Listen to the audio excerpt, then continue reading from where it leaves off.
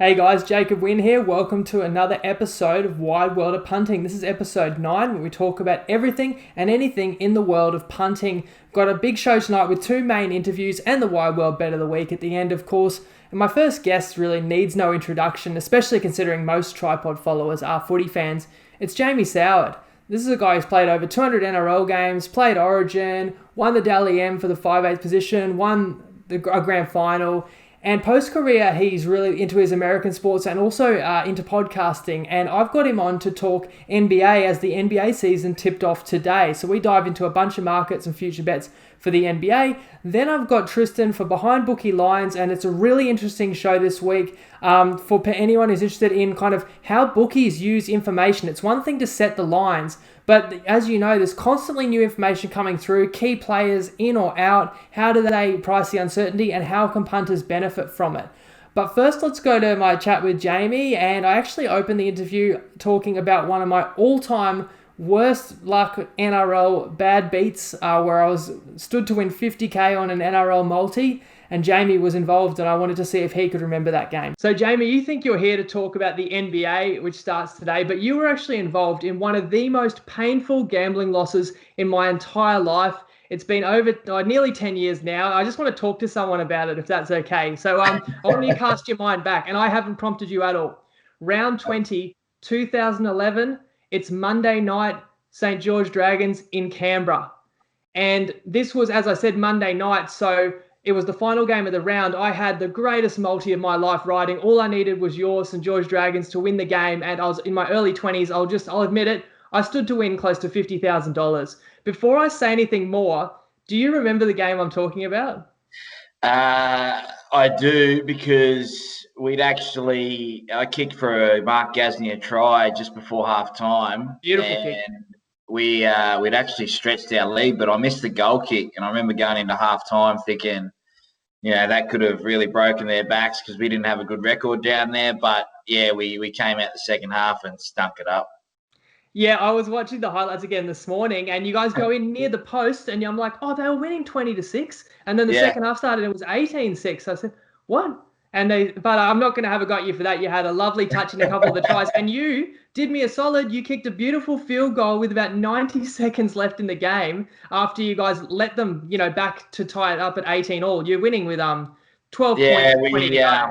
I kicked the field goal, and I just remember running back thinking we're home, and then they go short, and Dugan ends up scoring the try, I think, which beat us on the siren. We lost down there a couple of years in a row in that sort of last second. So, not great memories for you, but tough ones for me as well. Yeah, sorry, not great memories for you. You know Dugan knocked on that winning try as well. If you look slowly.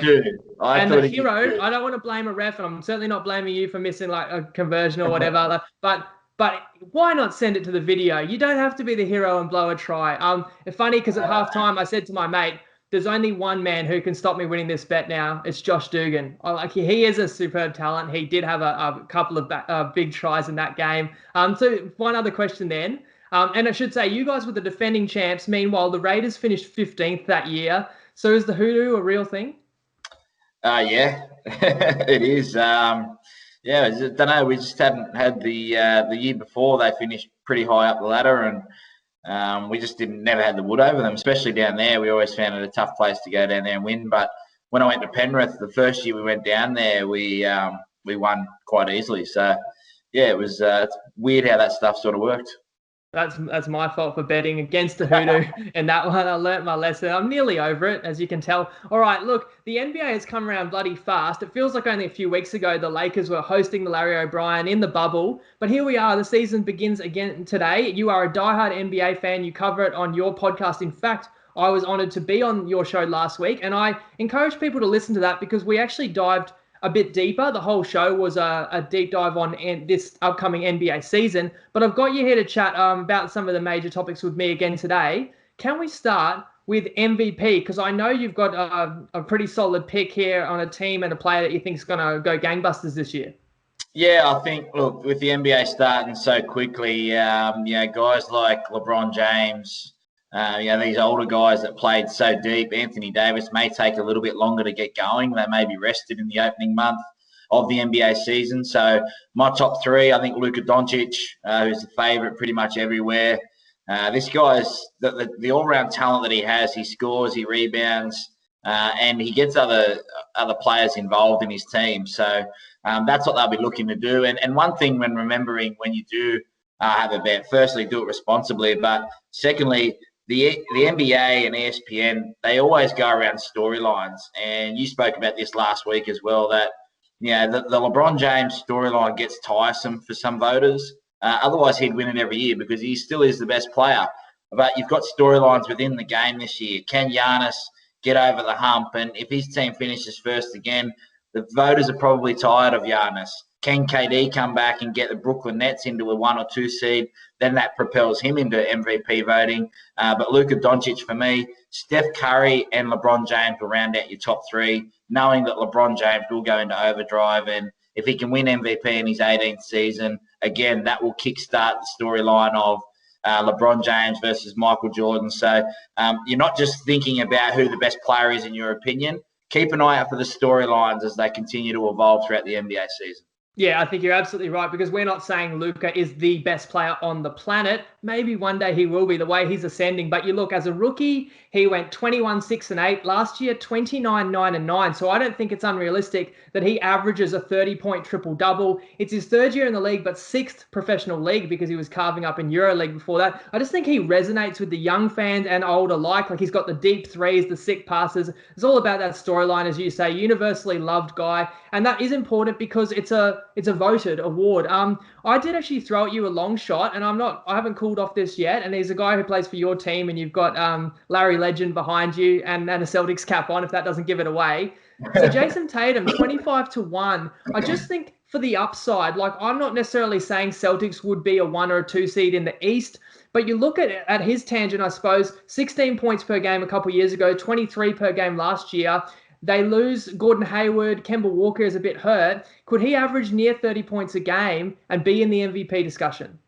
I think he'll be in and around the MVP discussion. Whether they win enough games is going to be the big question for Tatum, whether he's up there in that voting or not, because if they sit around that 4th or 5th seed, which I'm expecting the Celtics to do this year, based on their loss of depth, then that's going to be really hard for him to get votes against everyone else. And the East is sort of top heavy at the moment, whereas the West is 13 teams deep. So I think the voters, and especially the traditionalists, they seem to give more weight to the West at the moment, knowing that, Giannis has just been amazing the last 2 years, but his time's come and gone. His quest now is to win an NBA championship. So I think, the only ones from the East would be KD. Potentially Tatum's a little bit of value there, but I don't know if the Celtics will win enough games and put him in a position to win it throughout the year. Yeah, that's fair enough. If you look at historically, whoever's won MVP has almost always been a 1 or a 2 seed, apart from rare cases like Westbrook. They might have been a 5, but he had such historical stats. Let's move to Defensive Player of the Year. So it's another obviously subjective voted award, and you've got to pick as well that Aussies should be happy with. Yeah, definitely. I think last year Ben Simmons was in that discussion pretty much all year. And with Doc Rivers, if you think back to the 07-08 Celtics, they had the big three, but they built their season off the back of their defense. So one of the best defensive teams that year, and that allows your attack to flow. So I think with Ben Simmons this year, you see him get after steals. I actually like him to get most steals or up there with most steals with another guy, Murray from over there in Denver. So those guards that are in and around the top of the key, picking up rebounds and steals and stuff like that, they're going to be hard to beat. But I think Ben Simmons can do it both ends this year. And if he gets his defense right, you may see him attack the ring a lot more. And I think that'll just give him more confidence. He's such a big body. I think he's around that 17 or even I think he might be shorter now since we spoke about it last week, Jacob. But the way that Doc Rivers coaches might be just the key to unlocking Ben Simmons, provided he doesn't get traded to the Houston Rockets. You hit the nail on the head there, and we should give ourselves a pat on the back, because a few of these tips we spoke about last week, the odds have shortened come through to today, and that's why I shared out that pod that we did last week, because I had a feeling like these tips might not still be around at the same odds a week later. Not sure if we moved the market or not, but that would throw a spanner in the works if Ben Simmons ends up on the Rockets, and it is possible. The Rockets' former GM Daryl Morey is now the president at Philadelphia and may make a move for James Harden, and it would be Simmons that would go back. But I'm with you. If he stays in Philadelphia, I think they're going to be a top 5 defense. He led the league in steals last year. He also blocks shots. He guards the opponent's best players. So I really like that, and I like the long shot, and he's a fun player to cheer for. Let's move to Rookie of the Year. Interesting crop of rookies coming through. And this is an award, it's not about the wins, whereas with MVP, your team needs to have success. With the Rookie of the Year, it's much more individual stats. Is there a player or two that you like the look of for good value Rookie of the Year? I think, again, back to the MVP discussion with the storyline, it's going to be hard to go past LaMelo Ball. He's already shortened. I think, Top Sport had him at about $5. Some other betting agencies at $4.50. He's into about $4 now. So he'll be hard because he'll get all the highlights. But one thing to remember is that, that'll only take him so far. If they're losing games by 15, 20 points, which they were the other day when he had those highlights, the voters will see through that, because last year you saw Ja Morant. They value winning in this league. So don't get swept up with all the ESPN hype if LaMelo Ball's Charlotte Hornets are losing. But he will be the favourite. I actually like a guy from Cleveland, Isaac Okoro. He came out, he had a pretty good preseason, but think about the guys that are going to get exposure on these teams and play minutes. LaMelo Ball, if he has one bad game, I don't know if they're going to stick with him as a starting point guard, but Isaac could play plenty of minutes. So you're looking for your rookies to come out. And at $21, I think he's very, very good value. Yeah, it's a similar one where you're not trying to actually figure out who the best rookie is or who's going to have the best career. You're looking at who's going to get the best opportunities this season. I totally agree. And Okoro, in paying in the 20s as well, is a long shot on Cleveland. He will get his opportunities and stats there. What about most improved player? Again, this is a one where it's very hard to even figure out what the criteria of this award is. But we'll have a shot anyway because there's some juicy odds floating around. Who have you got for most improved? It was Shea Gillis Alexandra. Sorry, he's going to be the favourite. But again, this is such a hard award to pick. I think you're sort of throwing darts, especially that sort of 6-man, most improved sort of stuff doesn't really pick up until the end of the year when it all starts to be counted. So I actually like Zion Williamson. I thought last year the New Orleans Pelicans held him back a little bit. This year you're going to see him play a lot more minutes. They're going to be pushing for the playoffs. And if he's able to average a double-double and get his team into the playoffs, there may be just a little hidden storyline there that he misses out on the Rookie of the Year with Ja Morant, but comes back and has a massive season this year playing, potentially the 72 games. Maybe he plays 66 games and has a double-double with some assists as well. So I actually went Zion Williamson. I think you can get him maybe around the $23 to $21. But again, just looking for value. It's such a hard award to pick, that one. And I think we both agree you don't really know until the last sort of month or two of the season. And he's a guy who his ceiling, like this year, would be MVP discussion if he was fully healthy and going as well as he can. Stan Van Gundy goes in and coaches there. The only thing I would say is I don't think they should ever give most improved to a second-year player because rookie can't win most improved. And, of course, a second-year player should improve a lot. So I think it has to be a really massive leap. But he's the kind of player with that upside that he could have it. And he's also such a fun player to cheer for. And we all hope that he has a massive year. Now, I asked you if there's any teams, this could just more regular season based, that's sticking out for you to either that you're bullish on to have a really good year or that you think could struggle. Did you have a look at any of them? Yeah, I think there's a couple. The I guess intriguing one in the East is the Atlanta Hawks. They've built their roster. They picked up Danilo Gallinari, Bogdanovic as well, plus Rajon Rondo. So they've got some experience there in with this young superstar in Trae Young. They've got Collins there as well. So this is a team that has been irrelevant for a while now since they were the number 1 seed with Al Horford and Paul Millsap. I'm expecting them to make a leap this year and push that win percentage that you're talking about. I actually expect them to go over quite easily because they can beat up on some of the teams in the East. Plus, they'll trouble some teams in the West on the back of back-to-backs and 3 and sort of 4 nights that they're trying to get in the season. So I actually like the Atlanta Hawks to get over their win target this year in the East. And out in the West, the big improver for me is going to be the Phoenix Suns. Trading for Chris Paul, being able to get a floor general for Devin Booker. You got DeAndre Ayton there, who you're expecting to make a bigger leap after a troubled sort of first couple of years in the league. I'm expecting him to come out and form what's going to be the nucleus of a sort of a big three there for the Phoenix Suns. And you think about how well they played in the bubble.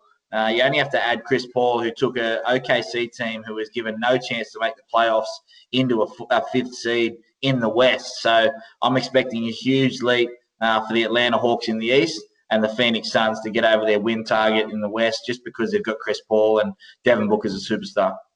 That's a good point. I think both those teams you've mentioned, they've signaled their intentions. They've spent money in free agency and they've traded because they want to win and they want to make the playoffs. They're sick of being irrelevant. So you've got teams that should be focused because they've got a goal. And that means something night to night. And the Suns, as you say, like they didn't lose a game in the bubble, but they were just a few behind getting into the play-in. And I'm totally with you with the Hawks. In fact, gave it out on your pod over 48.5% winning percentage because in case of COVID, they're preferring to grade it on a win percentage. In case we lose a few games, you can still ride your bet. And that's dropped like 15 cents on TopSport. But you know what? You can still bet them over 47.5% at $2 on Unibet. They're asleep at the wheel there. And I think all the guys you mentioned, plus Clint Capella, they traded for him last year, but he didn't actually play. So he's essentially a new addition as well. Are there any sides that you think the future is a little bit more bleak for this season?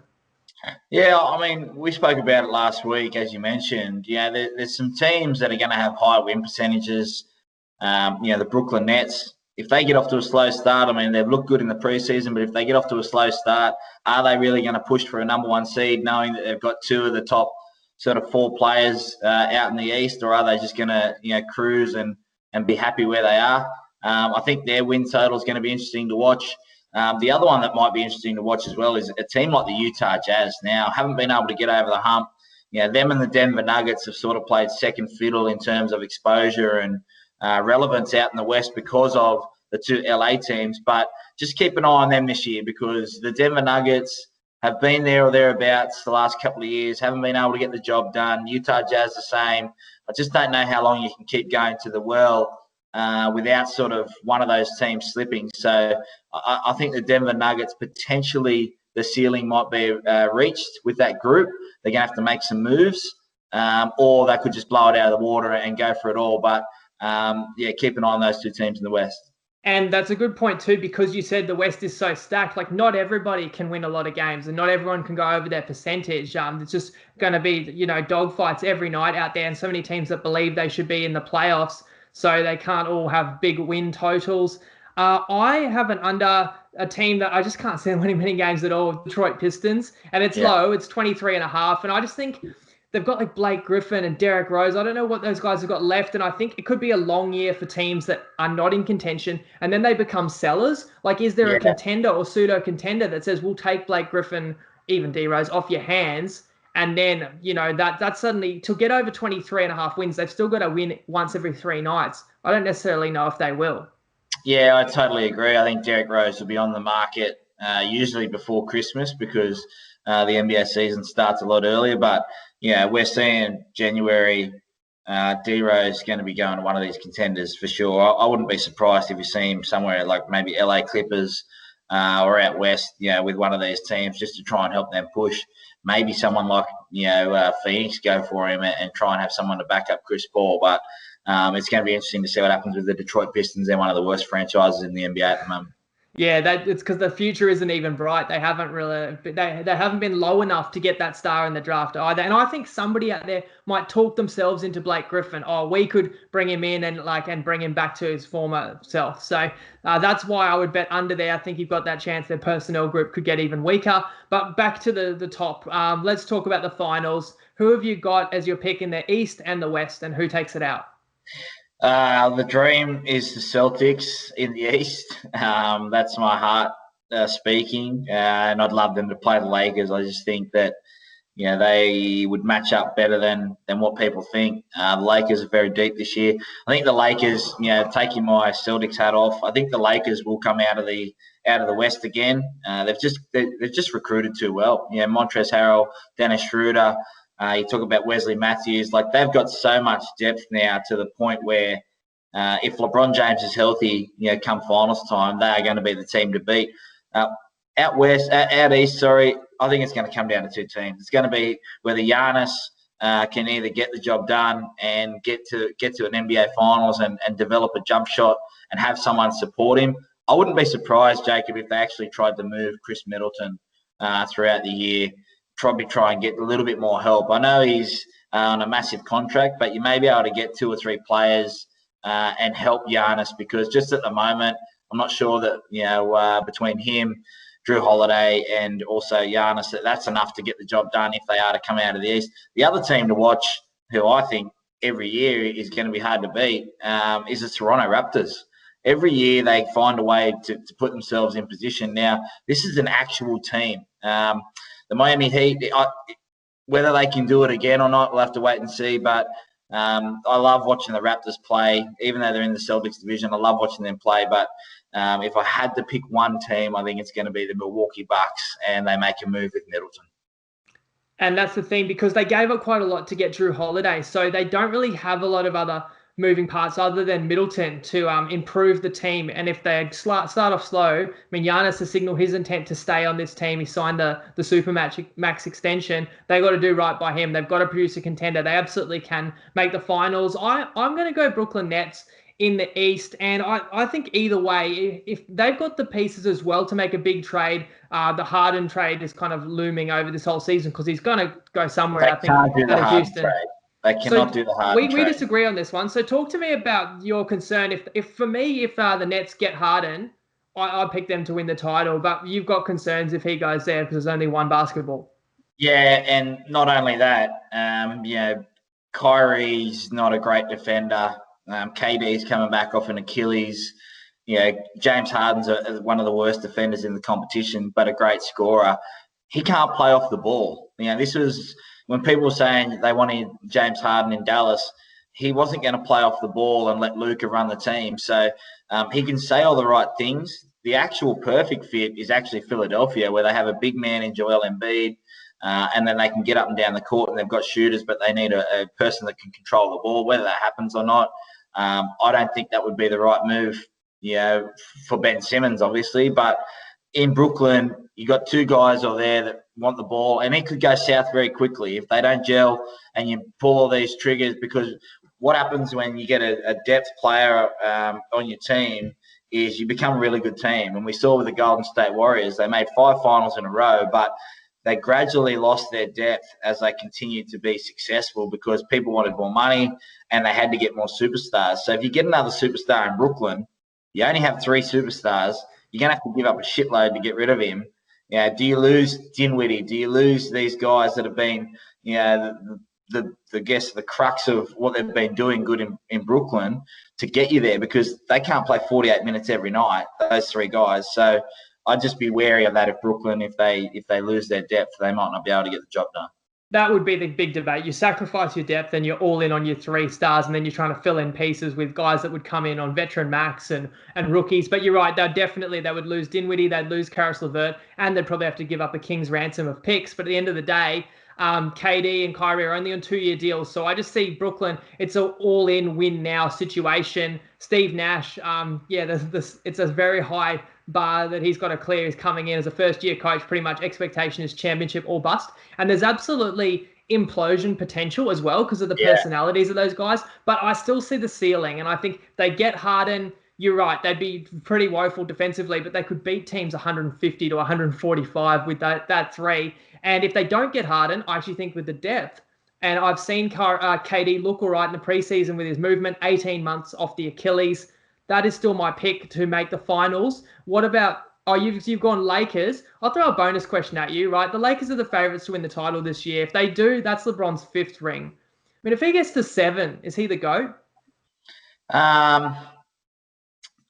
It's hard. I'm a traditionalist. I think that, the 6 finals, 6 NBA MVPs, rings, that for me still will hold a lot of weight. LeBron James has had to move around and done it on different teams. I think he's the greatest athlete we've seen in the NBA and the greatest marketer and one of the greatest leaders. I don't know if he's the greatest player. This is right now we're looking at, and you could say the same when Michael Jordan was running around. There's some guys there that, with all due respect to them, they work hard to get to the NBA that probably wouldn't have been able to play in MJ's era and vice versa. But I think the talent of great players was a lot deeper when MJ was running around, which is why it took him so long and plus he did it, 2 3-peats. That's hard to do. That's getting up season after season. LeBron James made 8 NBA finals in a row, or 9 out of the last 10. So for me, I think I'd be the traditionalist and stay with Michael Jordan. But LeBron, like 1A, 1A. I don't think you can split them too much. Yeah, it's pretty hard to compare players of eras. I mean, maybe LeBron is almost similar to a Cam Smith because it's sustained greatness. This is what LeBron's like 18th or 19th season. Like you didn't get that from Jordan. Like that's sustained longevity in the shape that he's in, the way he looks after himself. Like it not showing any signs of slowing down just yet either. As we saw, he won the finals MVP. For the record, I'm going to go Clippers in the West though.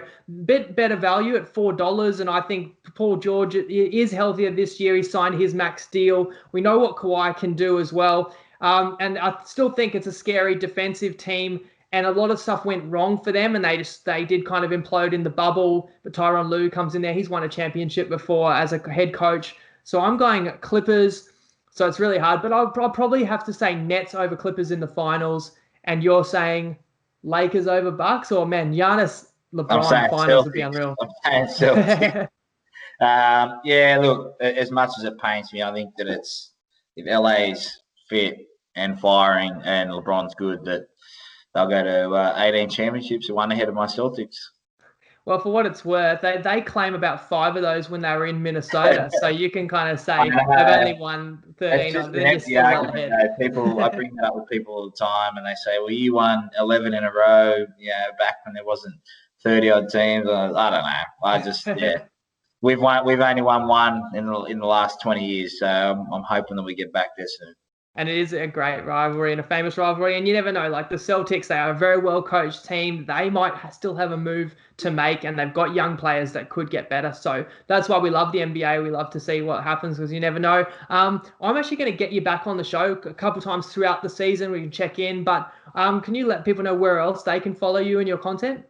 Yeah, at Sweet and Soward. We do it on Instagram. We're having a little bit of a break now. We do pretty much very similar to what you're doing with the tripod. We do NRL, NBA, a little bit of everything. But moving the chains, if you're into your NFL, Chad Townsend, Trent Copeland, Nick Davis, and myself host the Moving the Chains podcast, coming into finals or playoffs soon. So we've been able to do this now for over 30 weeks. So, just keep an eye out for Moving the Chains or the Sweet and Sour podcast. How good is the US sport that it just fills our void? As soon as our footy season ends, we get NBA and NFL. It's so good. I really appreciate your time jumping in here and sharing your thoughts and value on the NBA season, and we'll talk again soon. Cheers, Jamie. No worries. Talk to you soon. So that was Jamie Soward talking NBA. Now we switch to the increasingly popular Behind Bookie lines. And as I said at the start of the show, this is a really good segment this week. We're talking all about player information, and it could never really been more relevant. We've seen so many examples across a range of sports, and in this chat we talk rugby league, cricket, AFL, NBA, NFL, and how the bookies get their information, how they use it to factor into their markets, and what punters can look for to find an advantage. And this chat actually begins with a specific example that came about in our group about 2 or 3 weeks ago, where the news broke that the Philadelphia Eagles were benching their starting quarterback. So we'll start there with Tristan from TopSport. I think that's the beauty of player movement, is that everyone's got a different opinion, and that's why there is an edge in those sort of situations for the punters, because if you can get on that information earlier before the markets move, then obviously you take advantage of that. You can also, at the end of the day, then it's just a bookmaker or the market's opinion on how much a player or a situation's worth. So sometimes, you can get into a position where the market overreacts to a player or to a situation. So in that one that you were referring to there with the Philadelphia quarterback situation, I think there's 2 key things to look at. If you got an injury or an unexpected type of thing, then in my opinion, the market generally moves a lot harder, particularly if you've priced in a situation where you think player A is going to play and he's a significantly better player than his potential replacement. That's when the market will move quite instantly and quite quickly, or as soon as that information is known. So if you can sort of understand that and you can get onto that information before it breaks, then you're definitely going to find yourself in a positive position. With the situation regarding the quarterback switch, that to me was never going to move as far as a lot of people thought, because it was a form-based decision. It was based on a decision of, Carson Wentz had been pretty ordinary the last little bit. obviously he's got the name, he's been there for a while, but it's not as though the coaches are picking a team to make it worse. They were picking the team to make it better. So whilst, you're bringing in a somewhat unknown player and these sort of things, it was the market if anything, it was to make the team better. So it's not going to shift off the map. If a player gets dropped for disciplinary reasons or those sort of things or an injury, then obviously, it's a change being made for a team that is going to be worse off on the back of that. But when it's a form-based thing, I think that's a completely different situation. So for the punters out there, when they're trying to assess what the market's going to do, you have to look at it, and you basically have to sort of almost allocate, points or lines to particular players in the side, and you can't just allocate, a Carson Wentz figure out of 10 when he's at his best. If his form's not up to scratch, then he can't be at the same rating as what he was when he was a Super Bowl, quality quarterback. So I guess that's the things to look at from a punter's point of view. It happens in every sport, and you've just got to be aware of it and try to understand it. And again, it's just an opinion. And that's where punters, there is that variance there, because we need to sort of see a number of bets flying before we can get that mark to a really efficient point. And that's why I think this topic is so relevant, because it affects every sport. And obviously, quarterback, I would argue, is the most important position in any team sport for how valuable one player is relative to their whole team. The NBA starts tomorrow, and that's a sport where only 5 players take the court, and superstar players, have a monumental effect on what the odds should be, what the line should be. What you also touched on there is there are multitude of reasons why a player might not play. Like in the NBA, it's very common now where you just get resting. They play, usually 82 this season, 72 games, condensed schedule. So, with little warning, a player may be rested. We've obviously got unique scenario with COVID, as we've seen in the NFL, with players just unavailable all of a sudden. There's trades where a player becomes unavailable. You've got your regular injuries where you've got to adjust, but your minor ones where your status is uncertain. So can you talk a bit more about how you deal with uncertainty? For example, a key player is considered a 50-50. Do you price that in, I guess, like the 50% of their value into their team's overall odds? Yeah, for sure. If they're, and that's the other thing I understand. There's, apart from all those reasons, there's one that comes completely from left field where the markets move a lot harder. But in terms of one where there is, doubt over a player, if there is a questionable status over someone that's in the team, you will sort of factor in that, you'll have to 50-50 price or 75-25, whatever you feel the likelihood of that player is. You factor that into the market. So you definitely take that into account, and you monitor. And from our point of view, it's not just the pricing. We obviously then change our limits based on if there's uncertainty. Like we wouldn't bet as bigger limits early on a game where there's a lot of doubt over particular players as if there was no doubt over a player. So that's the other way we counter it. So in that instance, you just have to be mindful of if you are shopping into those games, you need to be aware that, like, all the bookies are probably in that same boat. So you need to be able to spread your business a bit in those instances if you want to have sizable bets on those games early. And talking about key players being worth a certain number of points, can you elaborate on that as well? So I mentioned an NFL quarterback, if he's out. Now, I think it's important to also talk about value over replacement rather than just purely a player's value. If a player is out, but his backup is extremely good, it doesn't downgrade the team that much. Whereas an average quarterback might be out for a team, they got a horrid backup, and it could actually be a larger adjustment. NBA, similar story, and even NRL, AFL with the key players. Do you have that in-house, or like estimates at least of what key players are worth? Yeah, we do, particularly for the AFL and the NRL, where we run everything manually. We basically feel we drive a lot of the market in those sort of sports. We do allocate numbers to key players, and we basically say if player X is out and he's been replaced by, because the good thing about the rugby league this year is that you have the squads where you know that if a player is out, you know which player is going to come in to replace him. So I think that's great from our point of view. It's great from the punter's point of view as well, in a sense that you can sort of get a bit of a feel for if someone is unlikely to play and who's going to replace them. So yeah, if you've got and it can work the other way, where you might name Sean Johnson for the Sharks in number 21, and he's not named in the squad, but he's in that reserves lineup, so that you know that he's some chance of playing. And then if the two players drop away and he's still in there, you say, well, maybe he's a 70% chance of playing now. So you need to factor that in. And who's he going to replace? Is he going to replace, someone that's new, up and coming, or these sort of things? And you allocate a number to the player coming in. number to the player coming out, and you get the net result. So if you might allocate 2 or 3 points to player X, and you allocate 0 to the player they're replacing, that'll be a 3-point swing in the line. If they're both 2 or 3 point ratings, then there's not a huge swing because they're like for like, those sort of things. The other thing that's really key to understand, it's not just the line that moves. There's so many other factors. Like with today, James Conner came out for the Pittsburgh Steelers. And basically, what you've got to understand then is who's the backup coming in. So we were laying the reserve running back to score a touchdown. These are all Benny the markets. Snell, yep. Yeah, these are all the markets that you need to adjust when there's a player out, because it can affect the totals. If there's a good running back coming out, it can mean maybe they're going to throw the ball a bit more. If a good wide receiver comes out, maybe they're going to run the ball a bit more, which will obviously change the way the game is going to be played. Same as rugby league.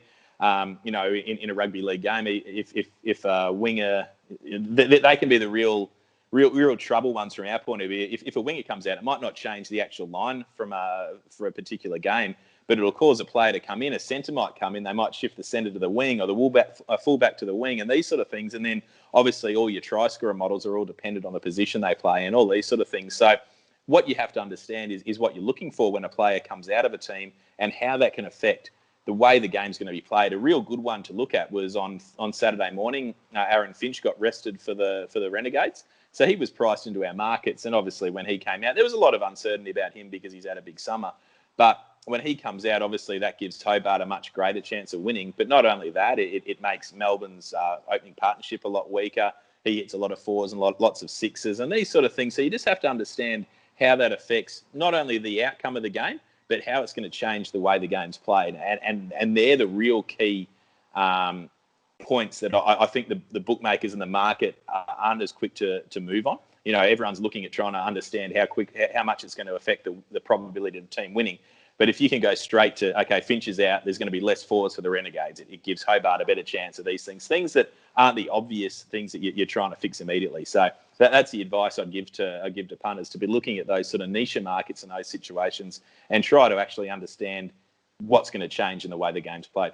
I think absolutely that's an opportunity for punters. So especially you look at a sport like NFL where you've got offensive and defensive players. Now, if a key defensive player is out, it hurts his team, but it also directly hurts the total, or means the total points should probably be a little bit higher because you've got one less, stud defensive player. And as you said, it's not just about how good a player is means whether they're going to score. That's very dependent on what position they play. You talked about any starting running back in the NFL is going to have an opportunity to score a touchdown, basically. Any winger in the NRL. And it's not just players being out, it's also even positional switches. If news comes through that a team is going to swap whatever, as you said, like a centre to a winger, or a centre gets injured. I think this happened in when Parramatta played the elimination final against the Storm, and Michael Jennings was stood down day of the game. Well, they had to shuffle their whole back line. Suddenly a player, just by virtue of moving to the wing, becomes much more likely to score. And as you say, you've got first try, you've probably got last try, you've got any time.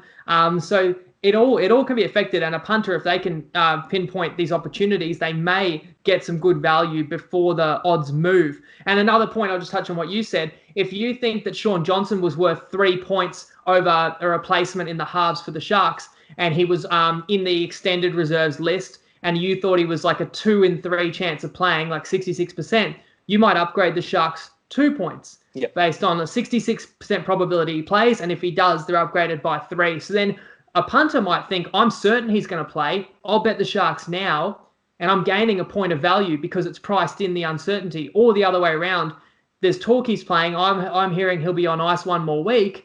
So Cronulla is overpriced in the marketplace. Oh, for sure, exactly. And then the other thing you've got to be mindful of as a punter is if the game's on at 5:30 in the evening, and if at 3 o'clock the official news comes out on Twitter or wherever the news breaks that Sean Johnson is definitely playing, he's been given the official AOK. But then at 4:30 when the official team lists are announced, it says Sean Johnson in and such a player out. Punters then, if they haven't been following that news feed for the day, they can then overreact because they say, the line's 8.5, Johnson's in, that's got to move it to 10. But in actual fact, the market's already moved from the 5.5 to 8.5. So it's very important when you see that news to be monitoring things on the way through. You can't just see one bit of news on game day and say, it's definitely going to move the market, because if that move's already happened, then you're actually taking a bad option, because you're betting into something that has already moved and actually gives good value the other side. Because if the market was set at 8.5, for example, and we've moved on the back of Johnson coming in, and then all this weight of money from people thinking it's breaking news and it moves to 10, you can get good value about the other side at 10, because it's moved way past what we deem the player to be. But again, obviously, it all then comes down to opinion. People might say, well, I value him at 6 points coming into the side, and that's the beauty about this variance, as you say. Like, everyone's got a different opinion on it, and you never know if you're right until after the fact, and even then, there's still a lot of betting variance that comes into it at that point too.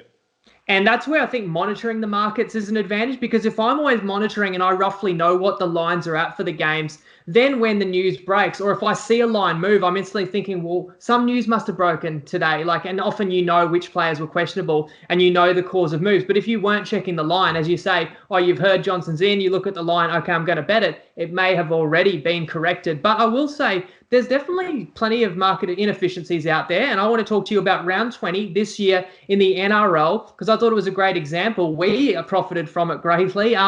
First of all, we had the awareness that the Melbourne Storm were locked into second position on the ladder, couldn't drop and couldn't improve. So there was negligible what they had to gain from their round 20 match against the Dragons. On top of that, that's speculation. But on top of that, Craig Bellamy literally announced in an interview in the radio on Tuesday morning before team lists, he was going to give about 10 players a rest in round 20. Now, he didn't say which players. So again, it's hard to exactly know what that's worth. But you had to know, like, as a punter, I knew Storm's resting 10 players. I can pretty much guess which key players that will involve. And I know that's a wholesale change. The Dragons were still plus 16.5 point underdogs at 9 a.m. that morning. By the time the teams were named, the Dragons were a short favourite. Do you recall that Tuesday, that team list Tuesday before round 20? Yeah, the last week of the seasons are never a lot of fun to trade, because you do get a lot of movement. So we were sort of aware that there was going to be mass changes of that Storm. We heard the same information. We get a lot of our information off Twitter, and there was a lot of that news going around. So we obviously priced that game up, initially on the Monday without, probably erring on the side. Like we probably made a blue there, because, as you say, it was always likely that the Storm were a good chance of resting a lot of players. So we went up with the market at there, which was too high. We did try to stay below the market the whole way down. In hindsight, we probably should have moved harder, but we did get hit quite significantly on the way through on the Tuesday and the lead up to teams. Now, the issue with the marketplace at the moment, particularly on rugby league, is there's no minimum bet limits like you've got for the rugby league. So unfortunately, a lot of the pro punters out there, which normally cause the markets to shift, they can't get set on a Tuesday. So I guess a lot of those punters were, probably keeping their powder dry, hoping the line wouldn't move, or they hadn't even chimed into the market because they can't get set. So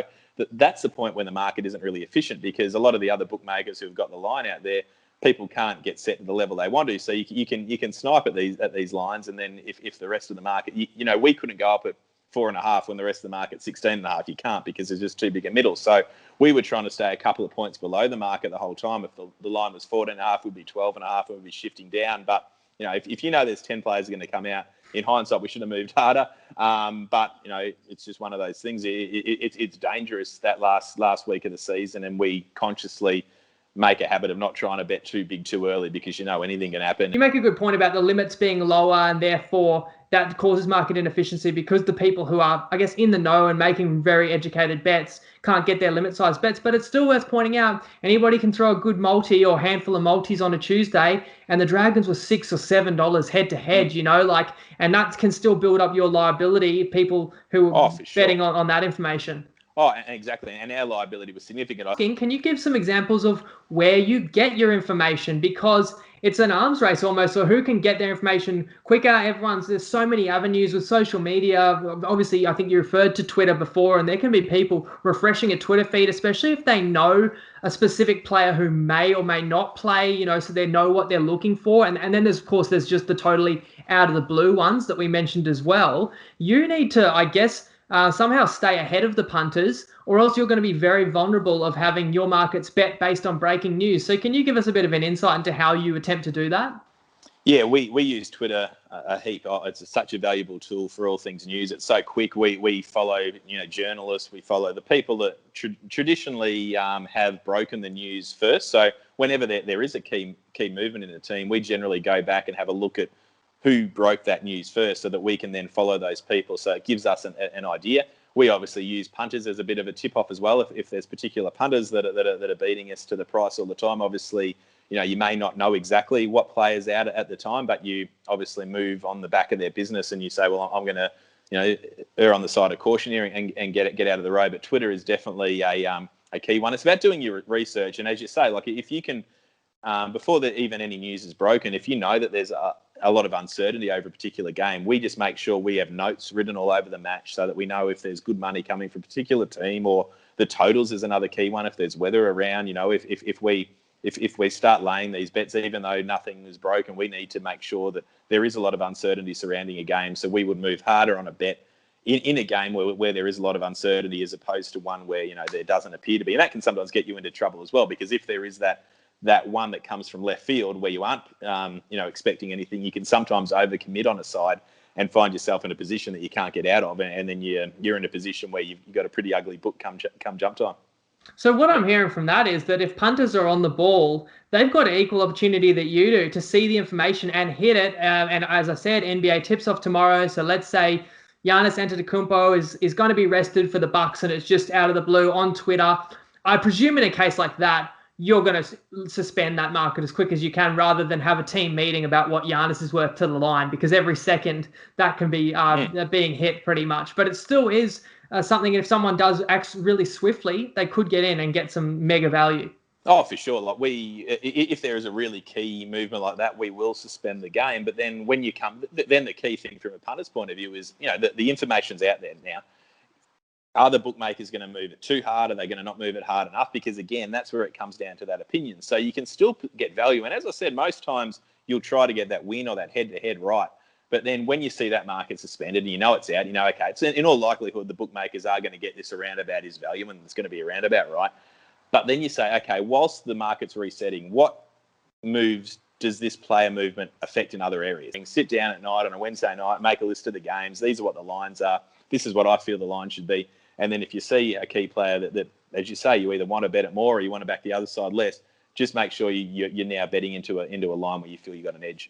Yeah, some good points there too, because some of the big name players that would move the odds the most sometimes can be overrated as well. People think they're too good just because they're the more famous, high profile. So your opinion may just be this guy's overrated. When he gets announced out, you've instantly got an opportunity where his team is going to be downgraded, and then you can come in and get value on that team. And the other point you made there is about opening up opportunities for teammates. So Giannis averages like 30 points a game. If he's out, it does not downgrade the Milwaukee Bucks by 30 points. Other players are going to take, their share. Of course, they probably may not all add up to 30, because you are going to downgrade what you expect the Bucks to produce on that night. But certainly, as you say, who's the second, third highest scorers and rebounders on that team? Suddenly, they might be in line for a greater share of the stats as well. Yeah, and for sure. And then one other thing I want to bring up as well, talking about the NRL for a sec with the Melbourne and the Dragons and then the Sharks and the Raiders. The other thing you got to be mindful of is, what do these changes do to the players that are coming in? In those situations where obviously you'd much rather be on the store when they got their top 10 players in, but at that 14, when the line moves, are these players coming in, they're fighting for their spot to try to get in those last couple of spots in a finals like that. If you've got players that are just going through the motions, they don't want to get injured because they got a big game next week, maybe that movement isn't as key as well. So you've got those opportunities. The market's going to see it one way. The market's going to go heavy the Dragons' way. The market's going to go heavy the Sharks' way. And it's just then trying to make sure that you don't just bet it blindly. You have to say, well, in this situation, actually, I feel that there's 3 spots up for grabs on this roster to make the finals. Maybe these young kids coming in are going to, they're now significantly overvalued. I'm going to flip the other side and go the other way once the markets move. You have to time your betting at that point, because you need to make sure you get the peak price, and you need to make sure that you've waited until the lines move sufficiently far that you can either get a good middle if you got on early, or you can play the value the other side. That's right. The Dragons were in extraordinary value on that Tuesday morning when the news was out, but the line hadn't moved. Now, once that line had moved 18 points from plus 16.5 to minus 1.5, you can't say I'm betting the Dragons because the Storm have 10 players out, because that's already been factored in. And the fact that the Storm are far better coached and hungry and had hungry youngsters in, whereas the Dragons were maybe, thinking about a trip to Bali, that's why it was a fair odds. And then I think the Storm came out and scored about the first 4 tries in that game as well, and had me a bit nervous having tipped the Dragons and being confident. The Dragons did roll over the top of them second half in the end, and we got the right result. But that goes back to, I think, the point you made a week or two ago. It's like all you're ever doing with your bets is trying to put yourself in a profitable position. It's never guaranteeing anything. It's all about just playing the numbers, basically. Yeah, exactly. It's about saying, if I bet this bet 100 times, am I going to be in front betting that exact same bet over 100 period? I might not win every bet, and you can't move away from your strategy. You just got to say, okay, if that exact scenario happened again, would I do the exact same thing? And if you would do the same thing, even if you bet lost, then you shouldn't change your mindset. And that's the real key thing. After, you have to really analyse your bets after you place it. And you have to say, okay, in hindsight, I would do the exact same thing again, win, lose or draw. And that's the best sort of mindset to be in. And you need to grade yourself. You need to make sure you look at your betting and you say, well, that probably in hindsight wasn't a great bet because of these reasons. And then, but you don't want to do that in the heat of battle either. You want to leave that until the next day when maybe your emotions aren't flying around, if you have had a losing bet on something that you did perceive as great value too. That is always a hard one because, typical punter mentality. When I win, I was right. And when I lose, I was unlucky. But you do have to be honest with yourself. I think this was a really insightful segment again this week. So thanks very much for kind of sharing your side of things in terms of how you get your information. I think a lot of people wouldn't have realized you get it the same way we all do, and how you move your markets accordingly. So thanks again for this edition of Behind Bookie Lines, Tristan. No worries. Thanks, Jacob. Have a good Christmas to all the listeners out there as well. Thanks again to Tristan, and I appreciate that I've got a lot of great feedback on the Behind Bookie Lines segment, that you guys are really enjoying the insights that we get each week. Time for Wide World Bet of the Week. Of course, I got to face the music when it doesn't win, and that was the case last week with my creative Sunday NFL bet, which involved both of the games in the doubleheader. We needed Carolina to lose. They did lose. They were down as much as, I think, 21 in the game, so that wasn't an issue. But they had to score more than Denver. Now, Denver ends up with 19 points, barely had the ball in the first half, scores 2 touchdowns, and gets a late touchdown when they're down about 30. 19 was still pretty like a comfortable amount of points that we could have got over with the Panthers. They fumble the ball a foot out from the goal line, so there's 7 points wiped off the board. They end up with 16. They also elected to kick a late field goal, which was worth 3, instead of even giving themselves the opportunity to put up 7, which would have got them over the 19. So I felt like I come up with a good bet there, but as I always say, that's only half the battle. We still need it to win on the field. And here is one that, while I still think the odds are juicy, I believe this will win on the field. I think I'm coming up with one this week that's better than 50-50. So hear me out. We've got the Boxing Day test going back to the well once again with cricket. We've had a 1 win and 1 loss on the Wide World Bet of the Weeks that have involved cricket. And of course NBA. Now NBA, traditionally we have the big Christmas Day matchups in the States, and Christmas Day in the US is Boxing Day, which is Saturday in Australia. So I'm going to combine one of the NBA games with the Boxing Day test. I'm going to go against a couple of recent trends. Now, that was in the first test, Australia beat India. As we know, it was a very low-scoring test match. The highest individual score across the 4 innings, 74 runs. And that was by Kohli, who's not even playing in this one. So nobody even, turned up. We look at the NBA, and we've got the Brooklyn Nets, who I said in my chat with Jamie Soward is my pick to win the championship this year. And they actually played today. Their game just finished a few minutes ago when I'm recording this, and they scored 125 points. But on Christmas Day, they play the Celtics. Now, the Celtics are no joke defensively. I think top 5 in the league. Last year, defensively, they're missing an important attacking point guard. If anything, that makes them more stout. They've added a defensive center as well. And there's a bit of feeling in this one with Kyrie Irving, who used to play for the Celtics, and the fact that this game is in the Boston Garden. So I think that the Nets, which as I said, I know that their ceiling is almost limitless, they should generally, even though they went off today, start a bit slower in this NBA season, and I don't necessarily think they're going to score a heap of points in this game. Not sure if they'll win. I'd probably lean to the Celtics, but I'm going to play the Brooklyn team total to be less than the highest individual score in the Boxing Day test match. So I'm figuring that at least somebody in the test should get 120 plus, And I feel pretty comfortable that the Brooklyn Nets are going to be in the range of 110 or hopefully even under. That game's at about 8 or 9 a.m. Boxing Day. We're going to watch that. We're going to hope that the Nets don't score a ton. We're certainly going to hope we don't get like a double overtime and 140 odd points out of them.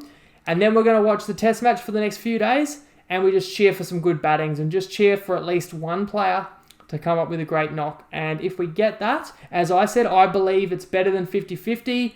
But we're getting nice juicy odds of $2.25 for this one. So we're reaching a little bit lower, but there's an extra sweetener. Tristan's doubled the max stake as well. So we can have up to $200 on that. So we can have 200, up to 200. Don't raise your stake if that's not, your normal comfortable betting size. But for those who like to bet a little bit bigger, you can bet up to 200 to win 250 at the $2.25 odds. Now, one other thing I've got to let you know, guys, TopSport aren't taking bets on Christmas Day itself. So if you like this bet, jump on by Christmas Eve or first thing in the morning before the NBA game tips off on Boxing Day. That'll do it for another week. So Merry Christmas, guys. I'm toying with the idea of maybe the NFL pod actually coming out Christmas night rather than Saturday morning, because there also is an NFL game on Saturday. So possibly look out for that. I'll let you know, but I genuinely hope that everyone has a great Christmas, celebrates this time with their family after a really difficult year. And I'm still going to be back. I'm not taking any breaks. I know some of you guys have more free time, so I want to give you the best content I can over this period of time. So I'll be back next week. I'm still committed to, I think it is another 7 straight more episodes of this, getting us into mid-February before we start looking forward to NRL, as well as NFL short weekly pods. Got back on the track with 60% winners in the NFL last week. So as always, gamble responsibly, guys. Legal.